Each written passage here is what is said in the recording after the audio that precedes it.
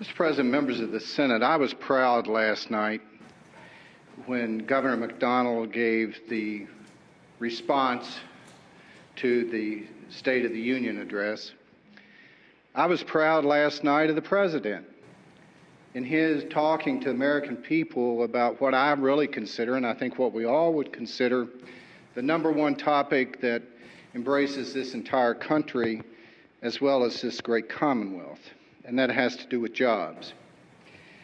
I arrived here, just as all of you did, really concerned about the current economic situation in the Commonwealth and, of course, our revenue situation as we try to put together a two-year biennial budget. I was concerned because I knew when Governor Kaine introduced that budget in December, it was balanced. It contained over $2 billion worth of cuts to many things that I feel very strongly about in terms of the viability of this Commonwealth. Governor Kaine's budget also contained what I thought was a decisive action as it relates to one part of the budget, and that had to do with the car tax relief, which we know is a roughly $1 billion a year drain on the state's revenues. And certainly it has laudable aspects, but in terms of pure budgeting, that is a $1 billion expenditure each and every year.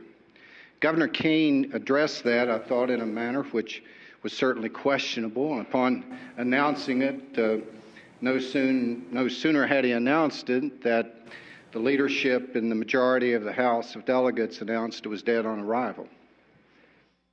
And no sooner had he announced it that the governor-elect also indicated that that particular measure was dead on arrival. Well, those announcements and then the forthcoming actions in the House of Delegates proved to be true. So now suddenly, at least in the House of Delegates, fortunately not here in the Senate, they have a budget that is out of balance. It's out of balance by $2 billion. Because those actions on that one item created an additional $2 billion hole in the budget, above the $2 billion that Governor Kaine had already included in his budget. So what we're now facing is a $2 billion hole in the next upcoming budget. Mr. President, as I listened to President Obama and Governor McDonnell and feeling proud that both the two executive leaders, one right here at my state capitol and at the nation's capital, talk about jobs, I had to connect those two phenomena. The two phenomena that the chief executive of this state is talking about jobs, jobs, jobs, while at the exact same time, by way of pronouncements and then actions within the House of Delegates, we created an additional $2 billion hole in our state budget. Okay, let's connect the dots. What is it about an additional $2 billion hole in our budget that has to do with jobs? And I know I'm trespassing on your time this morning, but I think this is the most critical issue facing us during this General Assembly session, bar none. It's jobs. And I'd like to share with you, Mr. President, members of the Senate,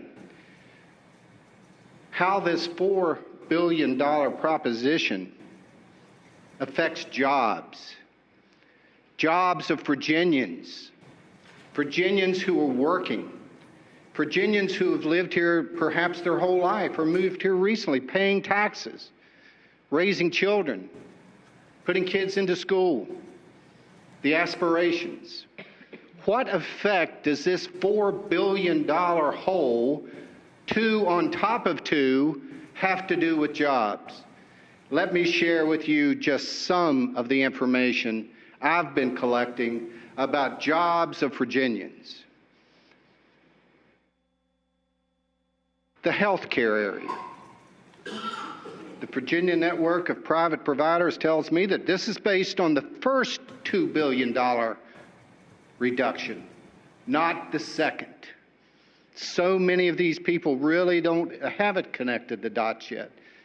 According to that one group, it's approaching over 746 jobs have been lost, eliminated in residential services. These are people who go into homes and provide the in-home care to those disabled Virginians who cannot clean themselves, bathe themselves, feed themselves. Those jobs will be eliminated on the first $2 billion, let alone the second. It goes further. According to the Virginia Healthcare Association, and these numbers come from the respective groups, the impact of the Medicaid cuts plus 3% reduction, total staffing reductions, this is in Virginia's nursing homes, is 1,834, almost 2,000 on the first $2 billion reduction.